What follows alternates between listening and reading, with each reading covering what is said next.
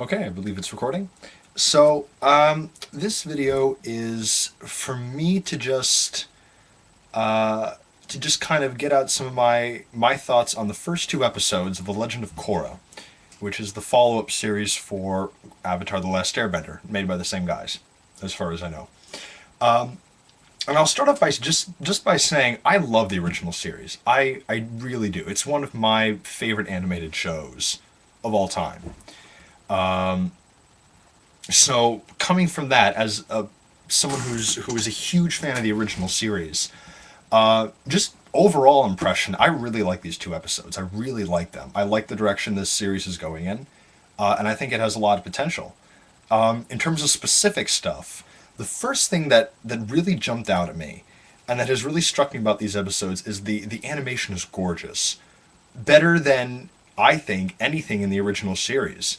The animation in the original series was also beautiful and was well done, but it was choppy at some times, especially in the earlier episodes, and it was also much simpler.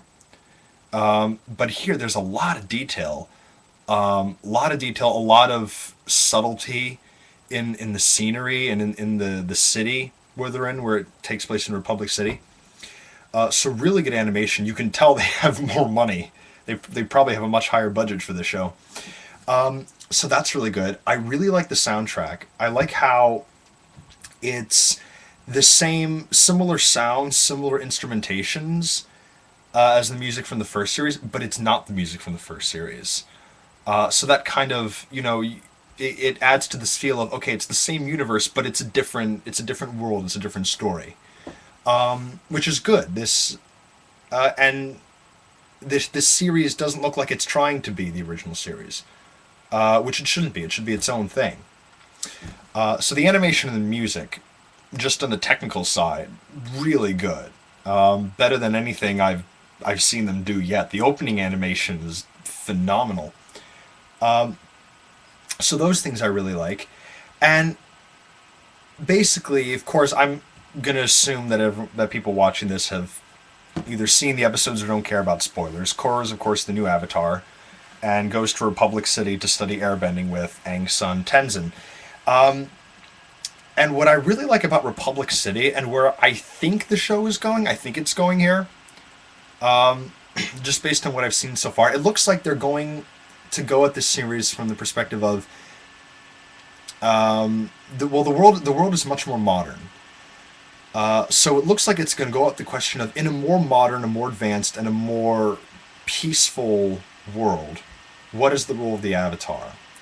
Because, of course, it's 70 years after the original series. As far as we know, the world is mostly at peace, and there's a huge jump in terms of like the technological advancements in society. Like you see record players and phonographs and cars and radios. The dress is very modern. At the end of the first episode, Korra gives an interview to reporters, which is a very 20th century thing. So there's like a very 1920s, 1930s vibe to the show, which I'd heard was the inspiration for it. So that makes sense. And I like that. I like seeing the Avatar in a modern setting, because that then begs the question, okay, this world is more peaceful, it's more prosperous, it's ideally more egalitarian. So in this more peaceful, more advanced world, what is the role of the Avatar? And as a consequence of that, what is the role of bending in general? Like, a lot of benders in this world apparently do bending just for sport. So there's a lot bit of X-Men in there. You have a certain section of the population that have these incredible abilities, and people are addressing questions of how to deal with this. And I think that's going to be a main factor in Korra's growth and her development as her own Avatar. Because we've already, in the first episode, she encounters people from the anti-bending movement, and she's not able to respond to their criticism. She just isn't. And I like that. I think that'll be a really interesting thing to see her as a character, how she responds. How she responds to that question of, because there's not an immediate need for the physical strength and power of the Avatar. So when that's the case, what role does the Avatar play? What should the Avatar do? I think the show is going to look at these questions, and I think they should. These are really interesting questions. So I basically, what I like about these two episodes boils down to, I like the setup. They've set up a really good foundation for the rest of the show. That being said, they still have to fill a lot of things out. We've seen who may be a villain wearing a mask saying, "We have to hurry our plans." But we don't know what he wants to do. We don't know why he's doing it. So there's no danger yet. There's no threat. A lot of the characters have been established. Tenzin and his kids, Korra, Toph's daughter, Katara's here, which I liked. And they've all been, well established, but with the exception of Katara, of course, we've only seen a little bit of these characters. So the characters will need to be fleshed out. But first two episodes, it's fine. We don't need to know everything about them from the get-go. Some people, I've been talking with a lot of people about these episodes. Some people have criticized the jump in modernity, the technological jump in the society. And I understand why that bothers people. I think that's going to bother a lot more people once the episodes air and more people have seen them. So that might be a bit of a sticking point, but it doesn't bother me, and here's why. They've said that the 1920s, 1930s was kind of the inspiration for this show. Well, in the 1920s and 30s, there were radios and there were phonographs and cars and everything. And so this is 70 years after the original series. So if you go in our own history, if you go back 70 years, you have there are no radios. There's no reporters are different. There's no cars or anything like that.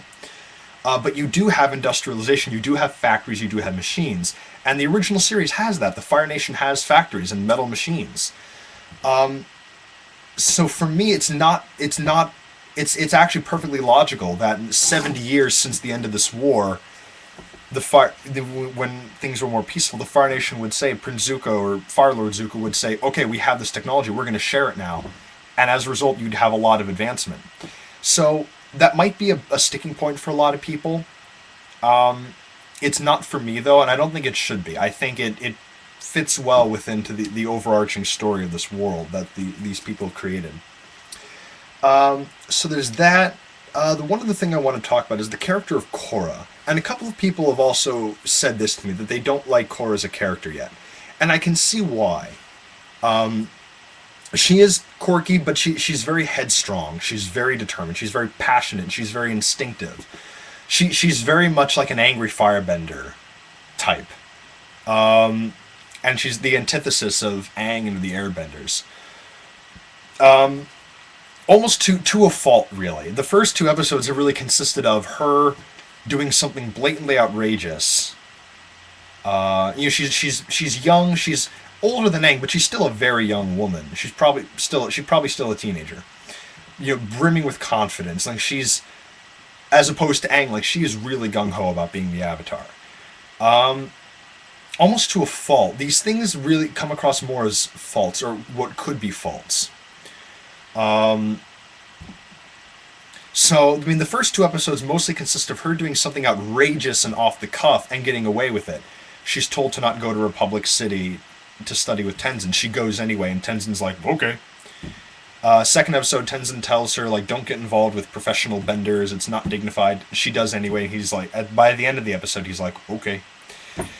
So we have not yet seen consequences for her actions. She hasn't been forced to grow and to change, and that's going to be crucial to developing her character, I feel. And they're going to need to do that if we, the viewers, are going to sympathize with her character and thus root for her and want her to succeed and want her to overcome whatever obstacle she faces. So again, I understand people not liking Korra, at least initially.